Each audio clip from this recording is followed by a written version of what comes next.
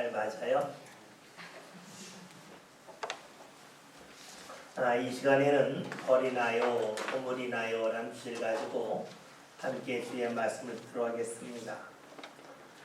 제가 평소에 제 목양실에 들어갈 때에는 신었던 신발을 들어가서 갈아 신습니다. 보통 때에는 구두나 타나를 신고 있지만 목양실에 들어가면 슬리퍼로 바꿔 신습니다. 아무래도 슬리퍼를 신어야 발이 편안하고 또 그렇게 하면 일하는데 효율을 높일 수 있기 때문입니다. 지난 화요일 22일에 새벽기를 마치고 제 목양실에 들어가서 신발을 갈아 신으려 했습니다. 그래서 슬리퍼를 신기 위해서 제가 신었던 신발을 벗었습니다. 그런데 제 신발은 무척이나 보기에 초라했습니다. 왜냐하면 그 신발은 제가 신은 지 5년이 넘었기 때문입니다. 색깔이 많이 파라였고 또 먼지도 많이 쌓여 있었습니다. 그럴만도 한 것이 전날 그 신발을 신고 약 2시간 정도 삽질을 했기 때문에 신발에 먼지가 소복히 쌓여서 원래는 검은색 신발인데 마치 회색 신발처럼 보였습니다. 왠지 신발에게 대해서 미안한 마음이 들었는데 구석을 보았더니 하나 뭔가 보였습니다. 왁스였습니다. 신발을 닦는 왁스를 보고 나서 신발을 닦아야 되겠다 하는 마음을 가졌습니다. 그래서 먼저 물티슈로 신발에 있는 먼지를 깨끗이 닦아낸 후에 그 다음에 왁스로 신발을 닦기 시작을 했습니다. 먼저 오른쪽 신발에다가 왁스를 묻히고 3분 정도 열심히 닦아냈습니다. 그랬더니 참 놀라운 일이 나타났습니다. 회색처럼 보이던 신발이 본래색 검은색으로 나타나기 시작을 했습니다. 그리고 신발에서 윤기가 났습니다. 닦은 신발과 닦지 않은 신발을 놓고 보았더니 차이가 무척이나 컸습니다. 그래서 왼쪽 신발마저도 깨끗하게 닦았습니다. 왁스로 닦아냈더니 처음에 볼품 없는 신발이었는데 더 이상 볼품 없는 신발이라고 말하기 어려웠습니다. 신발의 색깔도 괜찮았고 윤기로 났고 신을만 했습니다. 사실 그 신발을 닦기 전에는 이런 마음이었습니다. 이 신발 신을 만큼 신었다. 5년 이상 신었으니까 많이 신었고 이 신발은 작업할 때나 신어야지 하는 마음이었지만 왁스로 깨끗이 닦아내고 났더니 마치 새 신처럼 윤기가 나서 그 신발을 신고 다녀도 부끄럽지 않겠다, 어리가 대신으로 괜찮겠다 하는 마음이었습니다.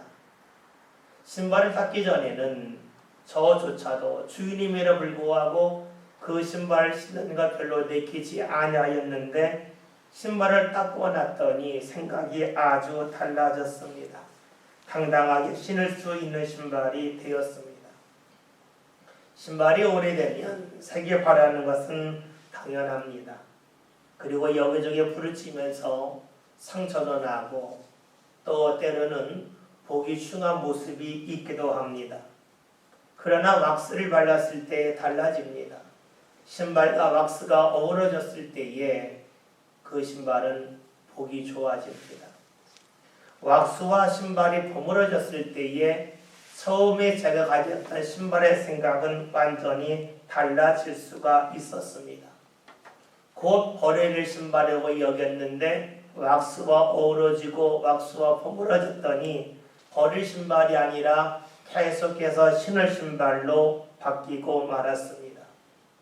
만약에 왁스로 신발을 닦지 않았다면 그 신발은 저에게 천덕꾸러기였을 겁니다. 작업할 때나 신는 신발, 험하게 다뤄지는 신발 그렇게 여겼을 겁니다. 그러나 왁스를 바르고 왁스와 신발이 어우러지고 신발에나 왁스를 버무렸더니 그 신발은 더 이상 버릴 신발, 멀리할 신발이 아니었습니다. 여러분, 새 신발을 신을 때에는 우리가 아낍니다. 저도 맨 처음에 그 신발 신었을 때 그랬습니다. 그러나 신발을 신고 신발에 닳기 시작하자 제 마음이 달라졌지요. 우리가 새 것에 대해서는 아낌이 있습니다. 그러나 오래된 것 그리고 낡아진 것 색이 바른 것에 대해서는 내 마음에 더 이상 이거 두지 말아야지 하면서 멀리합니다. 나 스스로 버립니다. 그러나 오래된 신발이라 할지라도 그 신발이 왁스와 만난다면 왁스와 어우러지고 버무러진다면 그 신발은 계속해서 신을 수 있는 신발로 뒤바뀌고 맙니다. 여러분, 이런 일이 신발에만 해당되겠습니까? 우리의 인생에는 이런 일이 나타나지 아니할까요? 우리의 인생도 어느 순간부터 이런 마음이 들기 시작합니다. 내 인생이 마치 낡은 신발 같다 하는 마음이 듭니다. 무언가 좋지 않은 일이 있을 때 덜치려고 하고 내 삶을 깨끗이 하려고 하지만 어느 순간이 지나기 시작을 하게 되면 낡은 신발처럼 그럴 수도 있지 하는 마음이 우리의 생각을 지배하기 시작을 합니다. 우리의 삶도 어느 순간부터는 낡은 신발처럼 스스로 부끄러워하고 스스로 멀리하고 스스로 벌어질 존재라고 여길 때가 적지 아니합니다. 그런 우리들에게 오늘 주님께서는 말씀해주고 계십니다. 우리가 그렇게 살면 안 된다는 겁니다. 주께서 주시는 말씀, 오늘 말씀을 볼까요? 20절에 있는 말씀 이렇게 시작을 합니다. 다 같이 봅니다. 또 이르시되 내가 하나님의 나라를 무엇으로 비교할까? 아멘. 예수님께서 하나님의 나라에 관하여 말씀하십니다. 여러분, 하나님의 나라 하면 무엇이 생각이 납니까? 우리가 누가복음을 보면 하나님의 나라라고 말씀하고 있지만 마태복음에서는 똑같은 말씀을 천국이라고 말씀합니다. 그러니까 하나님의 나라와 천국은 같은 말이라고 볼 수가 있겠죠. 여러분, 천국하면 무엇이 떠오릅니까? 하나님의 나라면 무엇이 생각됩니까? 미국을 생각해 볼까요? 미국은 우리나라에 약 한 6천, 7천 킬로 떨어져 있는 멀리 떨어져 있는 나라죠. 그 나라 생각하면 어떤 마음이 멀리 있다 하는 생각이 듭니다. 멀리 있는 나라 이렇게 생각을 합니다. 마찬가지로 우리가 하나님의 나라 하면 미국이 멀리 있듯이 하나님의 나라 멀리 있다라고 생각을 합니다. 얼마나 머냐라고 물으면 너무 멀어서 내가 살아서는 못 가고 죽은 후에나 갈 수 있는 곳을 하나님의 나라라고 생각을 합니다. 우리가 천국에 소망이 있다고 하는 것은 내가 죽어서 천국 간다, 하나님의 나라 간다 그렇게 생각을 하죠. 이런 생각이 전혀 틀린 것만은 아닙니다. 맞습니다. 우리는 죽어서도 하나님의 나라 갑니다. 왜냐하면 하나님은 어디든지 계시고 언제든지 계시기 때문입니다. 즉 우리가 살아있을 때에도 하나님은 계시고 우리의 생명이 끊어진 순간에도 하나님이 계시기 때문에 우리가 죽은 후에 하나님의 나라 간다, 천국 간다는 말은 결코 틀린 말만은 아닙니다. 그런데 하나님의 나라를 그렇게만 우리가 정의 내릴 수는 없겠지요. 하나님의 나라가 어떤 나라일까요? 하나님의 나라에서 하나님을 빼고 그 자리에 우리를 놓읍시다. 우리나라. 여러분, 우리나라는 어떤 것입니까? 내가 살고 있는 곳입니다. 장소를 생각하죠. 그런데 우리나라라고 하는 것은 내가 살고 있는 땅도 되겠지만 우리나라의 특징은 우리가 하는 말이 통하는 것이 우리나라입니다. 한국에서 한국말이 통하죠. 한국에서 한국말이 통하지 않으면 이상하잖아요. 우리나라는 우리의 말이 통하는 것입니다. 우리나라는 어떤 곳일까요? 우리가 법의 보호를 받을 수 있는 곳이 우리나라입니다. 여러분이 위험에 빠졌을 때에 우리가 112, 119를 통해서 우리가 위험하다고 하는 것을 알리면 우리는 보호받을 수 있습니다. 우리나라는 어떤 곳일까요? 우리의 말이 통하는 곳이고요. 우리가 보호받고 우리가 누군가에게 위험에 빠졌을 때에 우리를 지켜줄 수 있는 곳이 바로 우리나라입니다. 그러면 하나님의 나라는 어떤 나라일까요? 하나님의 나라는 하나님의 말이 통하는 것이 하나님의 나라입니다. 하나님의 나라는 어떤 것일까요? 하나님이 우리를 지키시고 보호하시는 곳이 바로 하나님의 나라입니다. 여러분, 그러기에 내가 이 세상을 살아가면서 하나님과 나 사이에 말이 통한다면, 즉 하나님의 말씀을 내가 받아들이고 인정할 수 있다면 우리는 하나님의 나라에 사는 것입니다. 그러기에 누가복음 17장 21절에 이렇게 말씀하고 있죠. 하나님의 나라를 여기 있다 저기 있다 하지 말라. 하나님의 나라는 너희 안에 있다라고 말씀하십니다. 우리 안에 있다고 하는 것은 내가 하나님의 말씀을 받아들이고 하나님의 말씀을 인정하여서 하나님의 말씀이 내 삶과 통할 때에 비로소 우리는 하나님의 나라에 산다고 말할 수가 있습니다. 예수님은 오늘 우리들에게 하나님의 나라에 대하여 말씀해주고 계십니다. 하나님의 나라에 대해 말씀하신다는 것은 우리의 삶이 하나님과 말이 통할 뿐만이 아니라 하나님의 인도받고 하나님의 보호받기를 주께서 원하시기 때문입니다.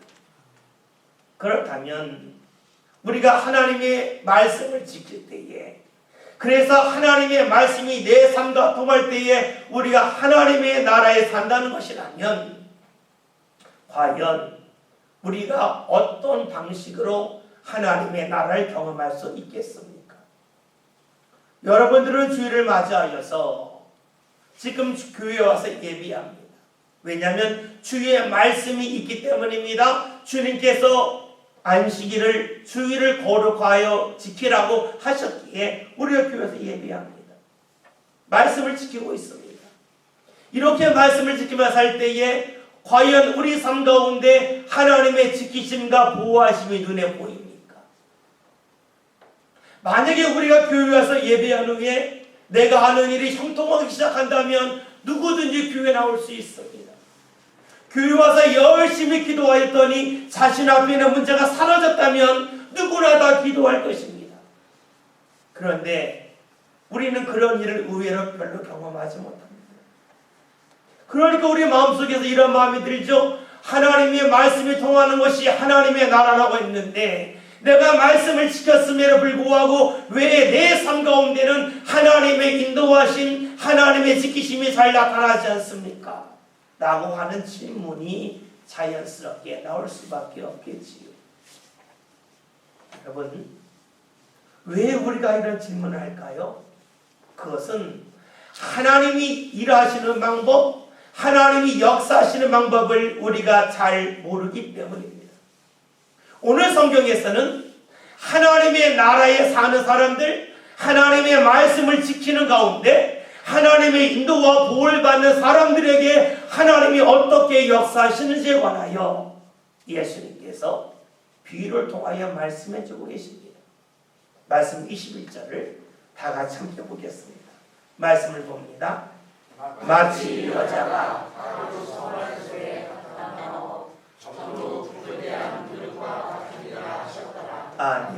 예수님께서는 지금 하나님의 나라는 여자가 빵을 만드는 것과 같다라고 말씀하시는 겁니다. 이스라엘 사람들은 밥을 먹자고 빵을 먹잖아요. 빵을 만들려면 밀가루가 필요하고 그 밀가루를 반죽을 해야 되죠. 그리고 그것을 불에 넣어 굽습니다. 그런데 그렇게 하면 도저히 먹을 수가 없어요. 딱딱해지죠. 빵을 만들기 위해서는 밀가루를 반죽한 후에 그 속에 반드시 누룩을 넣어야 됩니다. 효모라 그러죠. 요즘에는 누룩을 넣어야 됩니다. 누룩이 들어가면 밀가루 반죽이 되는 가운데 그것이 불 속에다 이렇게 부풀어 오르죠. 부풀어 오르면서 부드럽고 그리고 고소한 맛을 내기 시작을 합니다. 누룩이 들어가지 아니하면 아무리 밀가루를 잘 반죽했다 할지라도 부드럽고 고소한 빵을 먹을 수가 없습니다. 여러분, 밀가루가 많이 있다 할지라도 그 밀가루만큼 누룩이 들어가는 게 아니에요. 밀가루에 비하면 누룩의 양은 극히 적습니다. 적은 양이지만 그 적은 양의 누룩이 모든 반죽한 밀가루를 부풀게 해서 맛있고 고소한 빵이 되게끔 합니다. 밀가루 자신이 빵이 될 수가 없습니다. 밀가루 자신이 자신을 부풀어 오르게 할 수가 없습니다. 반드시 그 속에 누룩이 들어가야만 합니다. 그러기에 빵을 만들기 위해서는 밀가루만 있어서는 아니 됩니다.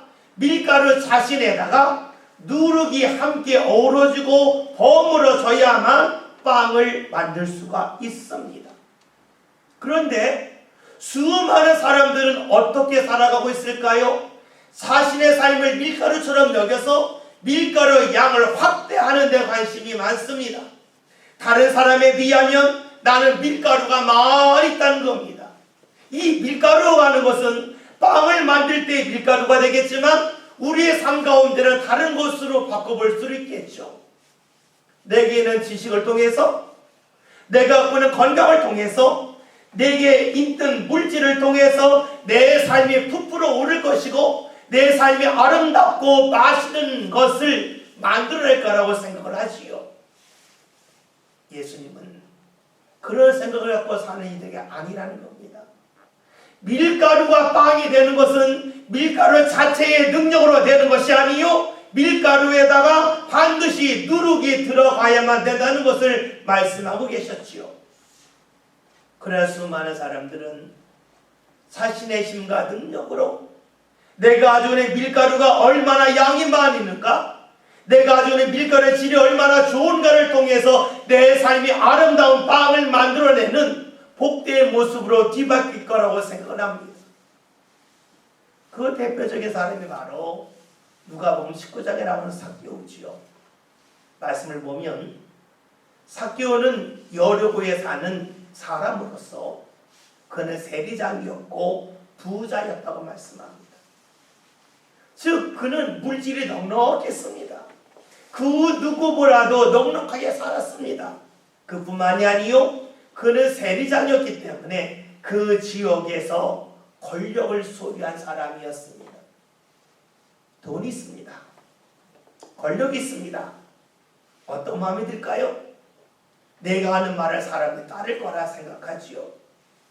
내가 원하는 대로 사람들이 반응할 거라고 생각을 하죠. 삭개오 역시 그런 마음이었습니다. 그런데 이런 마음과 생각이 오늘 무너져요. 왜냐하면 오늘 예수님이 자신의 마을에 옵니다. 수많은 사람들이 예수를 보기 위해 몰려들었습니다. 뒤늦게 소식을 듣는 삭개오도 궁금하니까 가보는 겁니다. 그런데 예수를 볼 수가 없는 거예요. 왜냐하면 이미 많은 사람들이 장사를 져서 앞이 잘 보이지 않았습니다. 더욱이 삭개오는 키가 작았기 때문에 뒤에서는 도저히 앞에 있는 예수를 볼 수가 없었어요. 삭개오가 이야기죠. 비켜라 비켜라. 사람들이 그 말을 듣습니까? 안 듣는 겁니다. 자신이 돈이 있기 때문에, 자신이 권력이 있기 때문에 사람들 보고 비키라고 하면 비킬 줄 알아요. 전혀 안 비키는 겁니다. 삭개오는 그때 무엇을 느낄까요? 돈과 권력이 사람을 움직일 수 없다. 돈과 권력이 있으면 행복할 줄 알았는데 그게 아니구나. 그는 절감을 하게 되지요. 그리고 예수님을 보고 싶어서 그는 나이가 들었음에도 불구하고 할 수 있는 일이 하나밖에 없었어요. 나무 위에 올라가는 거죠. 돌 무어가 나무 위에 올라갑니다. 그리고 예수님을 봅니다. 그런 삭개오를 예수님이 부르십니다. 그리고 그의 집에 가겠다 그럽니다. 그러자 주위에 있는 사람들이 아우성을 칩니다. 예수님, 저 삭개오는 못된 사람입니다. 저 사람은 죄인입니다. 사람들이 말을 하고 수근수근거렸습니다. 그들의 말소리는 어떤 마음이 있습니까? 예수님, 저 사람은 포기할 사람입니다. 저 사람은 버릴 사람입니다. 저 사람은 가까이 해서는 안 될 사람입니다. 하는 것이 그들의 말 속에 담겨져 있습니다. 그렇습니다. 삭개오는 사람들에게 버림받는 존재였습니다. 그러나 예수님은 삭개오를 버리지 않으셨습니다. 삭개오 집에 가셨습니다. 삭개오와 함께 하셨습니다. 삭개오와 함께 어우러지셨습니다. 삭개오의 삶에 예수님이 들어가셔서 함께 그의 삶과 버무려지셨습니다. 그런 가운데 삭개오는 달라지는 겁니다. 삭개오는 더 이상 사람들에게 군림하는 사람이 되지 않습니다. 못된 짓 하는 사람이 되지 않습니다. 그의 삶이 새로워집니다. 여러분, 사람이 버리고 멀리한 삭개오지만 예수님은 그를 버리지 아니하셨습니다. 그와 함께 하셨습니다. 그와 함께 어우러지셨습니다. 그의 삶을 함께 하는 가운데 그와 함께 버무려지셨습니다. 우리는 삭개오에 관한 말씀을 보면서 이런 생각을 가질 수 있습니다. 저는 삭개오처럼 살진 않아요. 저는 삭개오처럼 못되게 살지 않아요. 라고 생각할 수 있습니다. 네, 맞지요. 그러나 우리가 이렇게 볼 수 있지 않을까요? 여러분 삶 가운데 늘 좋은 것만 있는 것은 아니지요. 여러분들 삶 가운데 안 좋은 것들이 있죠. 다시 말하면 여러분 인생에서 버리고 싶은 것, 지우고 싶은 거 있지 않습니까? 여러분들 가운데서 혹시 내가 과거에 크게 실수한 것이 있다면 그것을 지워버리고 싶지요. 과거에 좋지 않은 상처가 있다면 그거 지워버리고 싶지요. 누군가와의 안 좋은 만남이 있다면 그 만남을 완전히 지우고 잊고 살고 싶지요. 그렇지 않은 사람이 어디 있겠어요? 모든 사람이 그렇게 살아요. 성경을 보면 그런 사람이 나오죠. 바로 베드로예요. 베드로는 예수님의 수제자 아닙니까? 예수님께서 잡히시기 전날 밤에 너희가 다 나를 버리고 도망갈 거라 할 때에 베드로는 말해서 주님 모두라 버릴지언정 저는 그렇게 하지 않습니다. 제가 죽을지언정 주님 따르겠습니다 했던 베드로입니다. 그러나 막상 예수님이 잡히시고 나자 그는 달라져요. 예수님을 모른다고 부인하지요. 맹세하죠. 저주까지 해요. 그런데 그 예수님이 십자가에 달리셨다가 3일 만에 다시 살아나시는 거예요. 그를 베드로 앞에 나타나셨어요. 베드로는 예수를 만났을 때 너무나 기쁘고 좋았습니다. 그러나 그 기쁨이 오래 못 가요. 왜냐하면 자신이 행했던 일을 알기 때문에 그래요. 모른다고 부인하고 맹세하고 저주했던 것이 떠오릅니다. 그것을 지우고 싶지만 지울 수가 없는 거예요. 그것을 버리고 싶지만 버릴 수가 없어요. 베드로가 어떻게 합니까? 부활하신 예수를 만나고 나서 너무너무 창피하고 부끄러워서 그가 과거에 물고기를 잡았던 갈릴리 호수로 돌아갑니다. 디베라파라로 돌아가죠. 거기서 물고기를 낚습니다. 그러한 베드로를 주께서 찾아오셔서 만나 주십니다. 베드로는 스스로 버리고 싶은 과거가 있어요. 그리고 자신이 행했던 일을 떠올린다면 자신은 당연히 예수님에게 버림받아 마땅할 사람이라고 생각할 수밖에 없었어요. 사람들도 그렇겠죠. 베드로 큰 소리 치더니 하는 일 보았더니 저 사람을 포기해야 돼요. 저 사람도 아니에요. 버려야 돼요. 사람들은 그렇게 말했을 거예요. 근데 예수님은 그런 베드로를 버리지 않으셨어요. 그의 삶 안에 다가오셨어요. 그와 함께 하셨어요. 그와 함께 어우르셨어요. 그의 삶과 예수님의 삶이 함께 버무려졌어요. 이를 통해서 베드로는 어떻게 합니까? 더 이상 예수님을 도망가는 사람이 되지 않습니다. 예수님을 전하는 사람이 됩니다.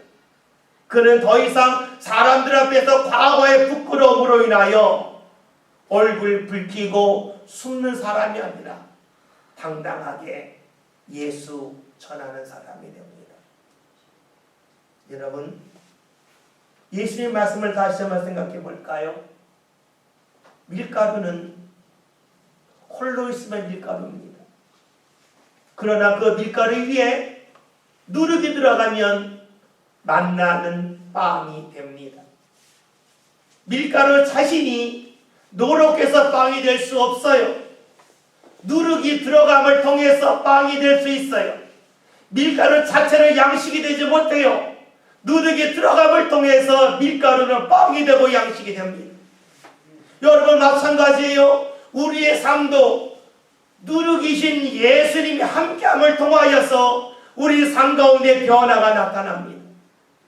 삭개오가 그랬던 것처럼, 베드로가 그랬던 것처럼 누룩 대신 예수님이 함께함을 통하여서 삶이 아름답게 변화되고 뒤바뀌고 맙니다.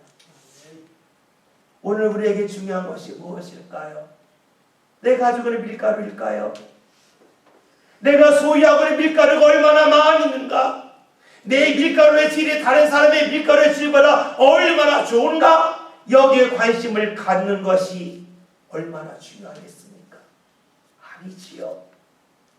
밀가루 자체가 아니라 밀가루에 누룩이 함께하는 것이 그 무엇보다 소중합니다. 다시금 여러분의 삶을 살펴봅시다. 삶 가운데 버리고 싶은 기억이 있습니까? 버리고 싶은 사건이 있습니까? 혹여나 지금 여러분이 능력만 된다면 무언가 버리고 싶은 것이 있습니까? 잊지 맙시다. 내가 버리고 싶은 자리가 있다 할지라도 그 자리에 누룩 대신 예수님이 함께 하기를 소망하고, 예수님이 함께 하신다면, 예수님이 함께 우리의 삶 안에 버무러진다면 더 이상 버릴 것이 아니요 그 버릴 것이 유익한 것으로 뒤바뀐다는 사실입니다. 삭개오는 버릴만한 존재였습니다. 예수님이 함께 하심을 통하여 버림받을 마땅한 자가 주님이 함께 버무러져 주시는 가운데 삶이 아름답게 바뀌었습니다.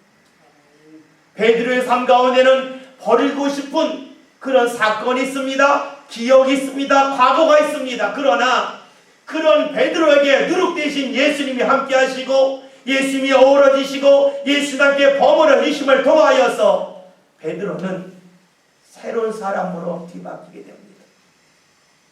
과거의 상처에 더 이상 매달리는 사람이 되지 않습니다. 오히려 그를 통하여 주의 사랑을 깨닫고 주의 인도하심을 소망하는 사람으로 뒤바뀌었지요. 오늘 우리의 삶도 역시 그러하지 않겠습니까? 우리는 지금 살아가면서 이것은 내가 버려야 돼, 이것은 내가 없애야 돼, 여기에 관심이 있지만 내가 버리고 싶은 이 자리에 주님이 함께 하셔서, 누룩 대신 주님이 함께 하셔서 그 자리에 주님이 버무러지시기를 우리가 소망하는 일을 잊고 있지는 아니합니까? 주님은 버리지 않습니다.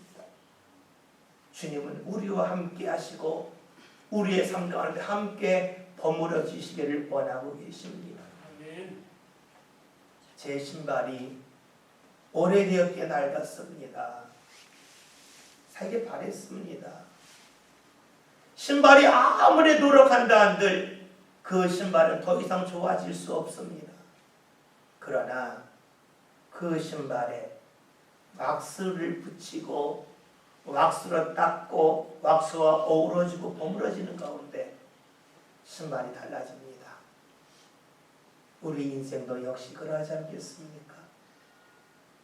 내가 버리고 싶은 일이 있고 버리고 싶은 사건이 있고 또 때로는 누군가 나를 멀리하고 버린다 할지라도 누룩 대신 주님께서 나와 함께 어우러질 수 있도록 버무러질 수 있도록 주님을 찾고 주님께 기도하고 간구할 때에 우리의 삶은 더 이상 버려질 존재에서 멈추지 않을 것입니다.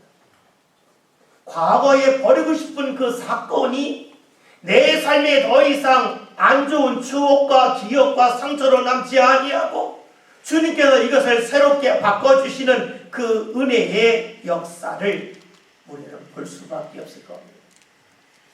로마서 8장에 이런 말씀이 있죠. 하나님을 사랑하는 자, 그 뜻대로 부르심을 받은 자에게는 모든 것이 합력하여 선을 이룹니다. 왜 그럴까요? 주님은 우리의 삶에 누룩이 되시기 때문입니다. 누룩이 되시기에 우리가 버림받는 존재라 할지라도 누룩 대신 주님께서 우리의 삶 가운데 함께 버무려 주심을 통하여서 우리의 삶을 복되게 아름답게 이끌어 가십니다. 여러분, 오늘 삶 가운데 힘들고 어려워서 버리고 싶은 일이 있나요? 그런 자리에 계신가요? 그렇다면 버리려 하지 맙시다. 포기하지 맙시다. 그 자리에서 주님이 나와 함께 버무러지기를 소망하며 간구하며 기도하는 저와 여러분이 다 될 수 있기를 바라겠습니다. 그리하여 우리의 삶이 주님과 함께 버무러짐을 통하여서 우리의 삶이 밀가루에서 멈추지 않고 삶에 유익을 주는 빵이 되게 하여 주시는 하나님의 귀한 역사가 저와 여러분의 삶 가운데 꼭 나타날 수 있기를 바라겠습니다. 오늘 말씀 제목이 버리나요 버무리나요죠. 사람을 자꾸 버리려고 해요. 그러나 주님은 우리의 모습에 관계없이 우리의 형편에 관계없이 우리와 함께 하시기를 우리와 함께 버무려지시는 가운데 우리의 삶을 이끄시기를 원하고 계십니다. 나만 생각한다면 버릴 것밖에 없어요. 주님이 생각한다면 버릴 것밖에 없어요. 어느 자리에 있든지 주를 기억합시다. 우리의 삶 가운데 누룩 계신 주님을 기억합시다. 그리하여 저와 여러분의 삶이 버리는 삶이 아니요 주님과 함께 버무러지는 가운데 밀가루와 같은 내가 빵으로 뒤바뀌는 주의 은혜 자리에 함께 이룰 수 있기를 주의 이름으로 기원드립니다.